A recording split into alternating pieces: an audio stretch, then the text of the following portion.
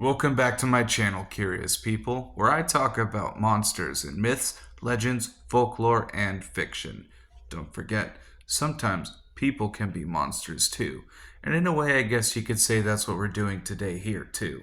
The particular monster we're talking about today is Yenigloshi. In Navajo, that translates to "it that goes on all fours for the means of it," or, as you guys would know it, a skinwalker. Just for the record, disregard everything you already know. Well, not everything, but most everything you know already about skinwalkers. Most of it's wrong. So lock in, because I'm going to tell you where skinwalkers really come from. According to Navajo legend, the ancient men of medicine would have to travel to the four mountains across the corners of the Navajo Nation. Of these mountains, they've got, two in Colorado, one in New Mexico, and one in Arizona. And on top of these mountains, these men of medicine would do the rituals for their tribes. Now, unfortunately, it takes like a good while. Of course, that's a pretty big area. Colorado, Arizona, and New Mexico. That's a lot of states. And so, spiritual men among their tribe taught them how to shapeshift to be able to move more quickly and freely to the tops of the mountains. To be able to shapeshift, like the spiritual men were giving them the ability to do, it took a lot of practice and ritual, which consumed a lot of time. And some of, the other men who are not as patient got impatient. And so they were thinking, like, there's got to be a faster way to do this.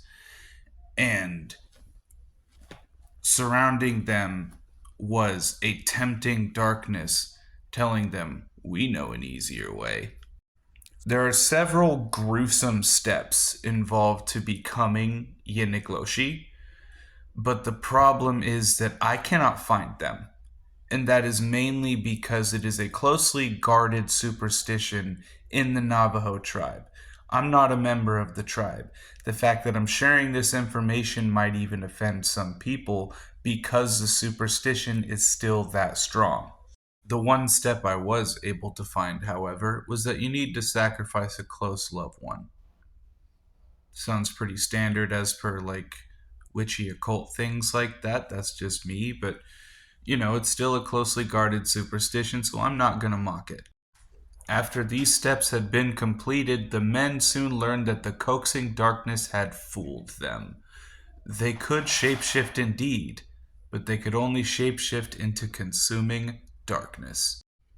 While from what I've read, skinwalkers are generally associated with like tricky animals such as coyotes, foxes, or wolves, it is in theory possible for them to turn into anything if they're able to hunt down and kill that animal, wear its skin, and do the whole ritual thing. Jesus Christ, does that mean they're just occult furries? Not only do the skinwalkers theoretically have the ability to shapeshift into any animal, they also have the ability to mimic voices, especially voices in despair. Bear in mind, their darkness. Everything that they do is going to sound weird, upscale, downscale. It's not going to sound quite right because it's corrupted by darkness, and you'll be able to tell when the hairs on your neck stand the frick up. There is a lesser known ability of the skinwalker that I hardly ever seen talked about. I've only ever seen it talked about by a couple people, and those were on YouTube.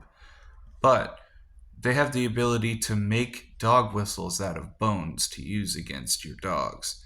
Say you're out on the range, you're chilling by the campfire, you got your tin cup in your hands, you're drinking some coffee as the frost settles in on the sage.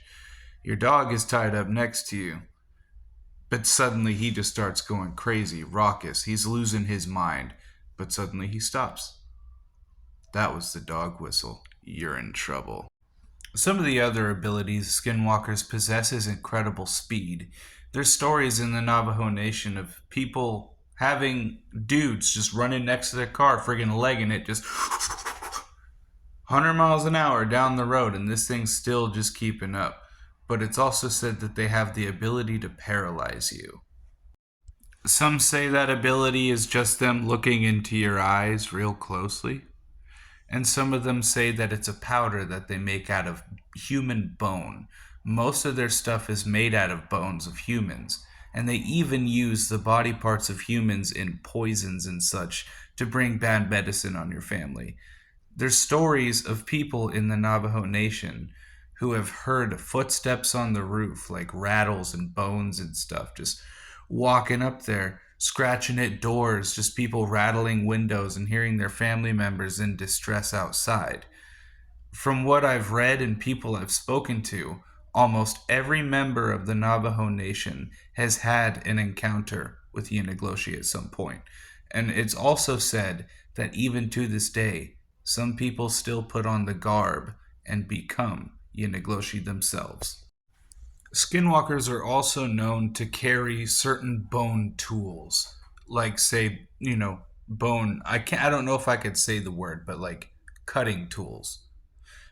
You know what a cutting tool is. I don't need to explain that to you. Sorry, I heard a rattling. I thought I was like, oh, I knew I shouldn't have been talking about this. Alongside them, they also carry like bone rattles and like powders of bone that they can use to curse your family and such.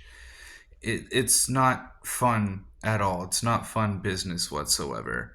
And like I said, up to 90% of Navajo people have had an encounter of some kind with Yendigloshi.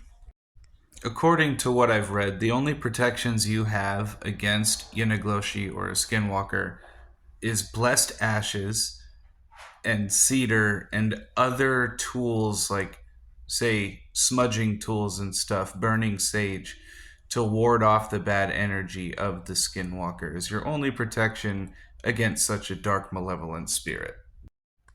All in all, I really don't think you have to worry about Skinwalkers so much if you're outside of the Navajo Nation.